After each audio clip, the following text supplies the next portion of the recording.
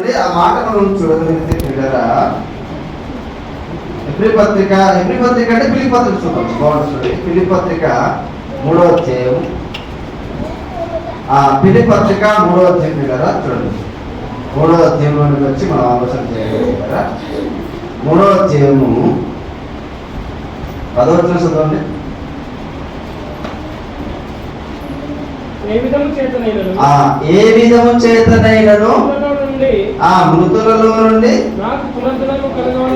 చూడండి, నాకు పునరుద్ధానము కలగవలెనని ఆయన మరణ విషయంలో సమానుభావము గలవాడనై ఆయనను ఆయన పునరుద్ధాన బలమును ఎరుగు నిమిత్తము ఆయన శ్రమలలో పాలివాడునగుటకు ఎట్టిదో ఎరుగు నిమిత్తము సమస్తమును నష్టపరుచుకొని వాటిని పెంటతో సమానముగా ఎంచుకొనుచున్నాను అని చెబుతున్నాడు పిల్లరా. ఇక్కడ బాగా ఆలోచన చేయగలిగితే ఆయనను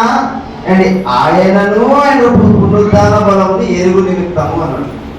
అంటే పునరుద్ధానం కోసం ఇక్కడ పౌలు గారు ఎందుకు చెప్తున్నాడు అంటే పిల్లరా, అప్పుడు దాకా సంఘం అంతా ఏం చేశాడు అండి పౌలు గారు? అమ్మా వింటున్నారా? ఇటు వినాలి మీరు, నేను ప్రయాసపడి చెప్తున్నాను కదా జాగ్రత్తగా. అంటే పౌలు గారు యేసుప్రభు నమ్మకం ఉంది. ఆయన జీవితం ఎలా ఉండేది? పౌలు గారికే సంఘం అంతా భయంకరంగా హింసించేవాడంట. ఏమండి, మొదట దురుషకుడు గలతీ పత్రికలో చెప్తాడు, తర్వాత ఎక్కడ చెప్తారండి? తిమోతి పత్రికలో చెప్తాడు, నేను ముందర తినాలి ఇలాంటి వాడు అంటే నేను ఒక భయంకరుడు అని చెప్తాడు. అంటే ప్రియమైన దేవుని వల్ల ఆయన దేవుని సంఘాన్ని తిరస్కరించడి భయంకరమైన ఒక పాపి అన్నమాట. ఎవరు? పౌలు గారు. అసలు క్రైస్తవులు అంటే పడదు. ఈరోజు బీజేపీ ప్రభుత్వానికి ముస్లింలు కానీ క్రైస్తవులు ఎలాగైతే పడదో, జైనులు వీరందరూ ఎలాగైతే పడదో, అంతే కదండి. ఈ దేశాన్ని పడదు కాబట్టి వాళ్ళు ఏం చేస్తారు తెలుసా అండి? చట్టాలట ఒకవేళ ఎంపీ స్థానాలు కానీ 400 దాకా సుమారుగా వచ్చింది అనుకోండి, ఏంటి కేంద్ర ప్రభుత్వం అన్ని స్థానాలు బీజేపీ వచ్చింది అనుకోండి, రాజ్యాంగాన్ని మార్చే ప్రయత్నంలో ఉన్నారట. ఎవరు? బీజేపీ. అంటే క్రైస్తవ్యానికి క్రీస్తుకు మొత్తం వ్యతిరేకం అనమాట. ఏంటి? ఏ ప్రభుత్వం? అలా చెప్పండి, ఏ ప్రభుత్వం అండి? బీజేపీ ప్రభుత్వం. ఆ రోజుల్లో కూడా రండి ఈయన ఒక పెద్ద మతోన్మాది అనమాట. ఎవరు? పౌలు గారు. ఆయన జీవిత చరిత్ర ఆలోచిస్తానండి, ఎక్కడ దొరికినారండి శిరసాలకి ఈడ్చుకుని పోయి తీసుకెళ్ళి పడేసేవాడంట. ఏమండి, ఒక మహానుభావుడు, మంచి సువార్థకుడు, దేవుని కోసం రోషంగా ఒక మంచి యవన సేవకుడు మొత్తానికి క్రీస్తు కోసం ఉన్నతంగా ప్రకటిస్తుంటే ఆయన సావు కూడా సమ్మతించిన ఒక వ్యక్తి అండి. ఎవరు? పౌలు గారు. అంటే అంత దూషకుడు, అంత మతోన్మాది, అంత భయంకరంగా ఏమండి క్రీస్తునందున ప్రతి వ్యక్తిని కూడా భయంకరంగా హింసించేవాడండి.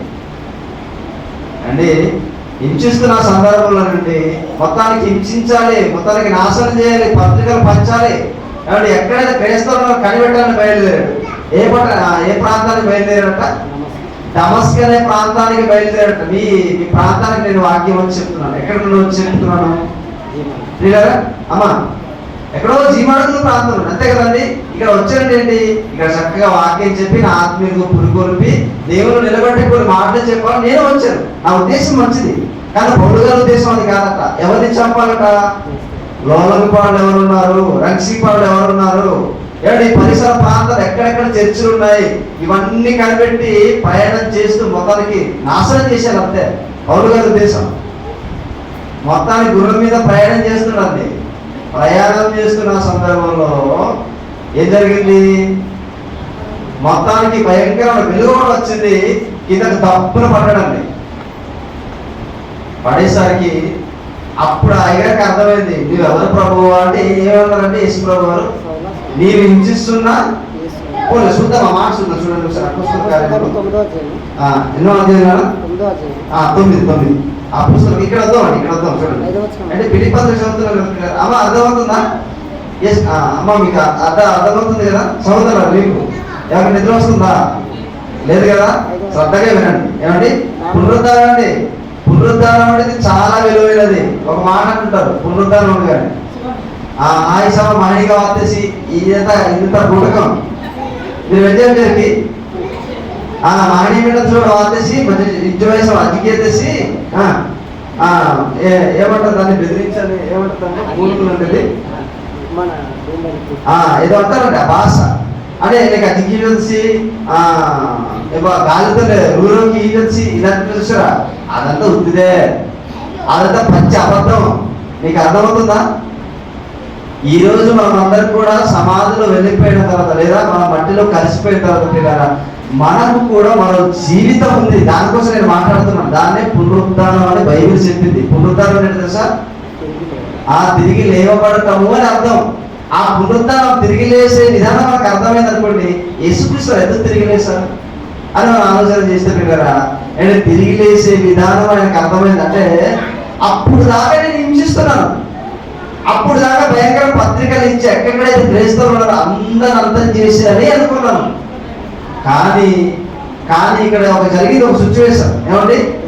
ఆ సందర్భాన్ని మనం ఆలోచన చేస్తుంటే కదా 9వ అధ్యాయం 9వ అధ్యాయం 3వ వచనం చదువుతున్నా. అతడు ప్రయాణము చేయించు దమస్కు దగ్గరకు వచ్చి దమస్కు దగ్గరకు వచ్చినప్పుడు అకస్మాత్తుగా ఆకాశం నుండి ఒక వెలుగు అతని చుట్టూ ప్రకాశించెను. అప్పుడు అతడు నేల మీద పడి సౌలా సౌలా నీవేళ నన్ను హింసించుచున్నావని తనతో ఒక స్వరం పలుకుట వినెను. ప్రభువా నీవెవడని అతడిని అడగగా ఆయన నీవు హింసించుచున్న నీవు హింసించుతున్న యేసును. అంటే ప్రేమ దేవుని వల్ల ఇక్కడ బాగా ఆలోచించండి. ఏంటి అప్పుడు దాకా శిలువ వేశారు కదండి రోమా ప్రభుత్వం, అదే కదండి. ఎవరిని శిలువ వేశారు?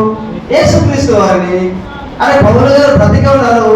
పౌలు గారు యవనస్తులుగా ఉన్నప్పుడు యవన ప్రేమ మొత్తానికి ఆ కాలంలోనే ఏంటి రోమా ప్రభుత్వం ద్వారా శిలువ వేయబడ్డాడు కదా యేసుక్రీస్తు వారు.